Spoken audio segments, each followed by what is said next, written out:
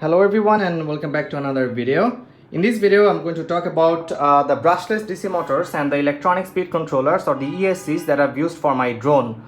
So the brushless DC motors or the BLDC motors are very good option for the quadcopter drones or for the hexacopters or even for the airplanes, for the fixed wing vehicles I should say, as they can generate a huge amount of thrust, and it also has a better life cycle. So there are different kinds of brushless DC motors existing in the market. There are some golden ones which are very cheap, but the life cycle is very low. And there are brushless DC motors from DJI. There are brushless DC motors from Emax, from Fly Skies, and so on. So for my drone, for my quadcopter, I'm using the DJI's 2212 920 kV brushless DC motor. So it's not from original DJI, rather it's a replica or a clone, but it works very well, I should say. So one thing that you must know about the brushless DC motor is the kV rating. So here, as you can see, that the kV rating of my BLDC motor is 920. So it doesn't mean 920 kilovolt. This is most important in this case. Rather, the meaning of kV is the number of times the motor can revolve, or the number of revolutions it can make on application of a single volt. So kV rating is nothing but the number of times the motor revolves on application of 1 volt. So as you can see that the rating of my BLDC motors is 920 kV. That means the motor is capable of making 920 revolutions on application of 1 volt. So there are two things that you have to consider. There is a trade-off between the amount of torque that it is capable of generating and the amount of rotation, which is the speed. In my case, speed is not an important fact because I'm not making a racing drone, or it's not an FPV racing drone, right? So in my case, the speed was not that much important. Over speed is not important for me, as I'm not going to utilize it for racing purpose. What is important for me is the amount of torque that the motor is capable of generating, the amount of thrust that the motor is capable of generating. So each of these DJI's motors are capable of generating around 1200 grams of thrust, and 4 of these motors can generate up to 4800 grams of thrust at most. Usually it's not that much. It should be limited within 4 kilograms as I've tested so far. So you can use these motors with the 3-cell LiPo batteries or the 4-cell LiPo batteries. But if you're using them with 4-cell LiPo batteries, make sure that you are using 8-inch propellers, because in that case the motor will get heat up if you're using 4-cell LiPo batteries with the 10-inch propeller. But in case so in that case you have to use 8-inch propeller. But in case you are using the 3-cell battery like me, then of course you can go on with the 1045 or the 10-inch propellers, and it won't result in that much of heating of the motor. So these motors are driven by the ESCs or the electronic speed controller. As you can see, there are 4 of these motors. 2 are clockwise and 2 are counterclockwise. So these motors have to be run using the electronic speed controller or the ESCs. For the trivial motors, it happens that you connect the live and the neutral wire with the battery and it starts revolving. But these are brushless DC motors that run through 3-phase DC voltage.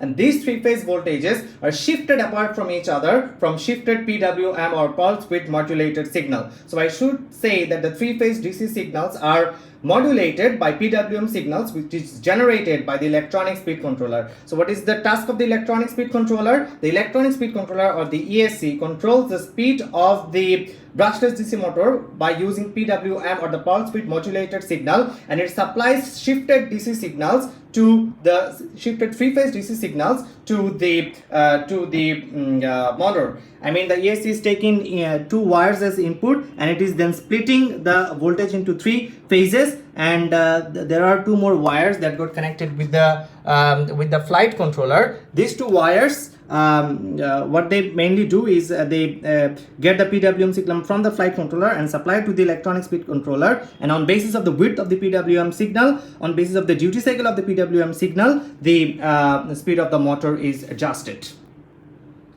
And one more important thing that I would like to admit over here, that there is a lookup table, like what should be the dimension of the propeller, what should be the kV rating of the motor, what should be the rating of the ESC. I don't know if you can see my ESCs, they are below the wing, I can show you. Here is my ESC.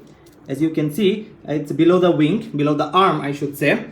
So you must go through the lookup table before you're going with your build up and choose the optimum motor rating, the propeller dimension, and the ESC rating. So if it happens that your motors draw 20 amperes of current, then you better take an ESC of 30 ampere. In my case, I'm using the 20 ampere ESCs. So ESCs might be of different types. Again, there are some cheap Simon K ESCs which don't offer that much of stability and performance, and there are the DSHOT ESCs or the opto ESCs that I've used here that offer really a great amount of stability and a good performance, I should say. So the DSHOT ESCs are optoelectronic ESCs or the electronic speed controller that don't heat up.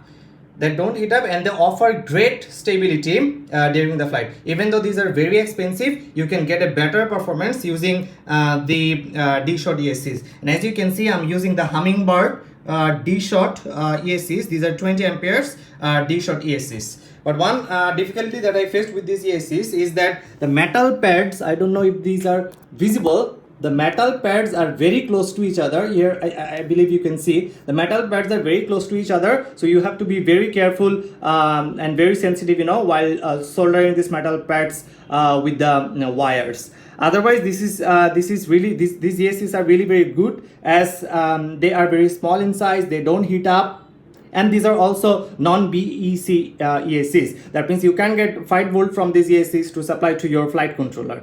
Again, it's not essential to supply my flight controller with 5 volts from the ESCs, because my flight controller is running through the power coming from the power module.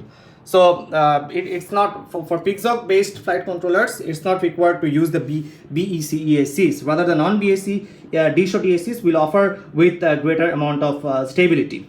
So that's all about the ESCs or the electronic speed controllers. In one of our projects of power electronics during level 3 term 1, most probably, no, term 2 I should say, we designed one of the electronic speed controllers, the basic electronic speed controller, using 6 of the MOSFETs, 3 MOSFET drivers, and other circuit elements, and by generating external interrupts and PWM signal using Arduino. So that's all about my motor, propeller, and ESCs. Just to recap for one more time, I'm using the DJI's 2212 920 kV brushless DC motors. I'm using 20 ampere Hummingbird DSHOT ESCs, and the dimension of my propeller is 10 inches. In your case, if you're interested to go with an alternate configuration, then I suggest you to go and check out the lookup table to find out the relationship between the dimension of the propeller, between the kV rating of the motor, and the rating of the electronic speed controller. So that's all for now. Stay tuned for the next one. Bye for now.